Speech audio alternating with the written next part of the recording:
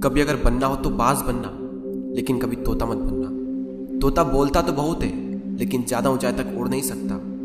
बाज बोलता बहुत कम है, लेकिन सबसे ऊंचाई पर उड़ता है और बाकी पंछियों का राजा होता है एक बाज। आज मैं आपको 5 ऐसे पॉइंट्स बताऊंगा जो कि हर इंसान को बाज से सीखना चाहिए और लाइफ की बहुत बड़ी लर्निंग है इन 5 पॉइंट्स में।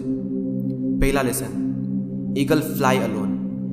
बाज अकेले उड़ता है और बाकी पंछियों के मुकाबले सबसे ऊंचाई पर उड़ता है। बाज अकेले उड़ेगा, लेकिन कभी भी चिड़िया और छोटे पंछियों के साथ नहीं उड़ेगा। बाज हमेशा या तो बाज के साथ उड़ता है या फिर अकेला उड़ता है।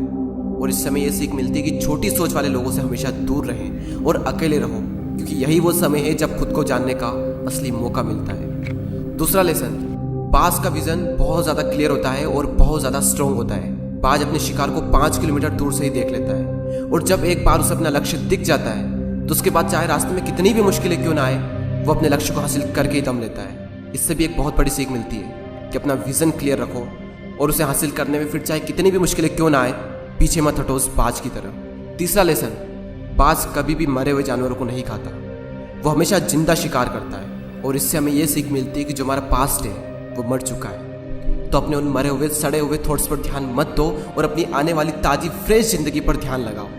अपने पास्ट की पुरानी यादें जो तुम्हें तंग करती है उन्हें वहीं रहने दो जहाँ पर उसकी जगह है, और तुम्हारे पास्ट की जगह है तुम्हारे पास्ट में, उसे वर्तमान में जगह मत दो। क्योंकि एक बार अगर तुम्हारा पास्ट तुम्हारे प्रेजेंट में आ गया तो तुम्हारा पास्ट तुम्हें कभी प्रेजेंट में नहीं रहने देगा। पास्ट में तुम्हारे साथ कितना भी बुरा क्यों ना हुआ हो, वो सब यादें, वो सब थॉट्स मर चुके हैं, और उस बाज की तरह बनो जो कभी भी मरी हुई चीज़ों को नहीं खाता।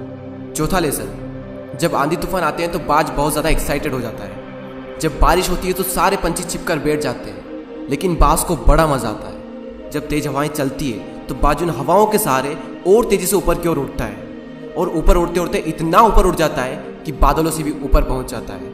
और इससे भी एक बहुत बड़ी सीख मिलती है कि मुसीबत में मज़ा ढूंढो।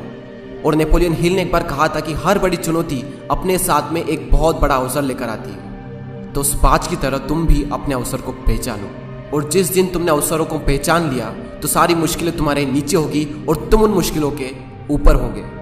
फिफ्थ लेसन, बाज अपने घोंसलों में से सॉफ्ट घास को हमेशा निकाल देता है ताकि बाज का जो बच्चा होता है वो उसमें कंफर्टेबल ना हो सके, क्योंकि अगर वो घोंसले में कंफर्टेबल हो गया तो वो वहीं रहना पसंद करेगा। लेकिन बाज ऐसा कभी होने नहीं देता। बाज एक पंछी है और उसे भी ये बात पता है कि there is no growth in comfort zone. लेकिन हम तो इंसान है ना, और इंसान होने के बावजूद भी कई सारे लोग इस बात को समझते ही नहीं। आप जितना ज़्यादा कंफर्ट जोन में रहोगे, आपकी लाइफ आने वाले टाइम में उतनी ही ज़्यादा अनकंफर्टेबल हो जाएगी।